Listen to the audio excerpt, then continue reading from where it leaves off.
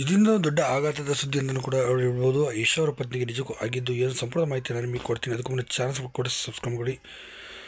ಇದೊಂದು ಅತಿ ದೊಡ್ಡ ಸುದ್ದಿ. ಬಾಲಿವುಡ್ನಲ್ಲಿ ಕೂಡ ಕಂಬನಿ ಮಿಡಿತಿರೋಂಥ ಸುದ್ದಿ ಅಂತಲೂ ಕೂಡ ಹೇಳ್ಬೋದು. ಹೌದು, ಅತಿ ದೊಡ್ಡ ಖ್ಯಾತ ನಟರಾಗಿದ್ದಂಥ ಯಶ್ ಅವರ ಪತ್ನಿ ಇದೀಗ ವಿಧಿವಶರಾಗಿದ್ದ ಹೃದಯಾಘಾತಕ್ಕೆ ಒಳಗಾಗಿ ಕೊನೆ ಸೆಳೆದಿದ್ದಾರೆ. ಸದ್ಯ ಅವ್ರಿಗೆ 64 ವರ್ಷ ವಯಸ್ಸಾಗಿತ್ತು. ಇವರು ಬೇರೆ ಯಾರಲ್ಲ, ಯಶ್ ಚೋಪ್ರಾ ಅವರ ಪತ್ನಿ ಪಮೇಲಾ ಚೋಪ್ರಾ ಅವರು ನಾಯಕಿಯಾಗಿ 1978ರಲ್ಲಿ ಬಂದಂಥವ್ರು. ಇವರು 2000 ಇಸ್ವಿ ತನಕ ನಾಯಕಿಯಾಗಿ ಗುರುಸ್ಕೊಂಡು ನಂತರದ ದಿನಗಳಲ್ಲಿ ಅತಿ ದೊಡ್ಡ ನಿರ್ಮಾಪಕಿಯಾಗಿ ಕೂಡ ಗುರುಸ್ಕೊಂಡು ಇವರದೇ ಆದಂಥ ಚೋಪ್ರಾ ಪ್ರೊಡಕ್ಷನ್ಸ್ ಅಂತ ಎಂಬ ಪ್ರೊಡಕ್ಷನ್ಸ್ ಕಂಪ್ನಿಯನ್ನು ಕೂಡ ಹೊಂದಿದ್ರು ಅಂತಲೂ ಸಹ ಹೇಳ್ಬೋದು.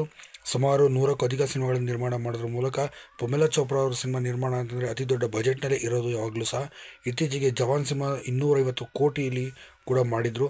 ಅತಿ ದೊಡ್ಡ ಶ್ರೀಮಂತರು ಅಂತಲೂ ಸಹ ಇವ್ರನ್ನ ಹೇಳ್ಬೋದು. ಇಂಥ ಅದ್ಭುತವಾದಂಥ ಪಮೇಲಾ ಚೋಪ್ರಾ ಅವರು ಸದ್ಯ 62 ವರ್ಷ ವಯಸ್ಸಾಗಿತ್ತು. ಹೃದಯಾಘಾತದಿಂದ ಮುಂಬೈನ ಖಾಸಗಿ ಆಸ್ಪತ್ರೆಯಲ್ಲಿ ಇಂದು ಮುಂಜಾನೆ 3:15 ಸುಮಾರಿನಲ್ಲಿ ಕೊನೆ ಸೆಳೆದಿದ್ದಾರೆ.